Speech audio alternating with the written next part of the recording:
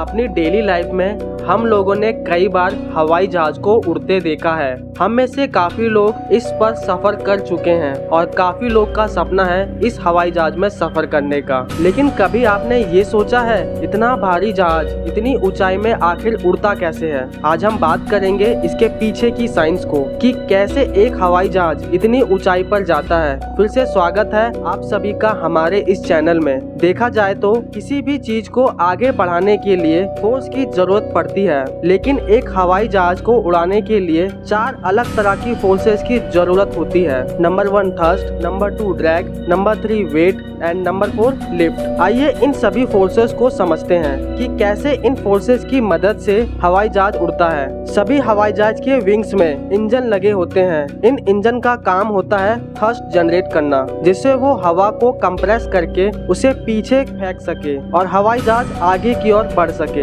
इस turbo fans के 5 parts होते हैं। सबसे आगे टाइटेनियम प्लेट से बना फैन होता है जो हवा को अंदर खींच के इंजन तक भेजता है। ये हवा 2 रास्तों से होकर गुजरती है, एक सीधा इंजन में जाती है और दूसरी साइड से बाहर निकल जाती है। इस बाईपास एयर से एक थ्रस्ट जनरेट होता है और ये इंजन को ठंडा भी रखती है।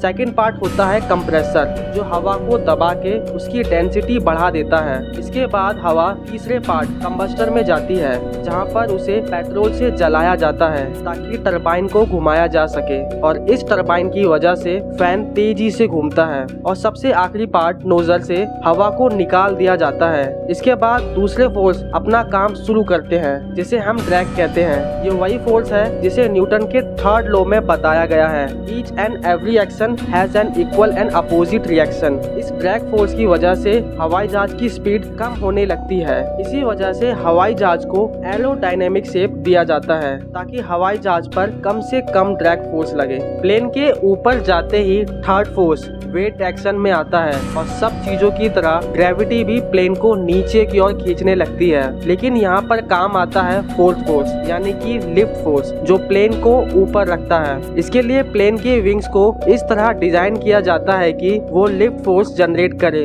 और प्लेन को हवा में रखे। इसके लिए विंग्स को थोड़ा टेढ़ा डिजाइन दिया जाता है, जिससे जब प्लेन के इंजन की वजह से हवा विंग्स की तरफ आती है तो प्लेन के विंग्स के ऊपर की हवा तेजी से गुजरती है और नीचे की हवा धीरे से, जिस वजह से ऊपर की हवा का दबाव नीचे के हवा के दबाव से कम होने लगता है और दोनों दबाव को सेम रखने की वजह से प्लेन ऊपर की ओर उड़ने लगता है। लेकिन ऊपर पहुंचने के बाद सारे फोर्स इक्वल हो जाते हैं और प्लेन बिना प्रॉब्लम के उड़ता है। आशा करता हूं आपको ये वीडियो भी बेहद पसंद आई होगी। ऐसी और वीडियोस के लिए हमें सब्सक्राइब करना ना भूलें।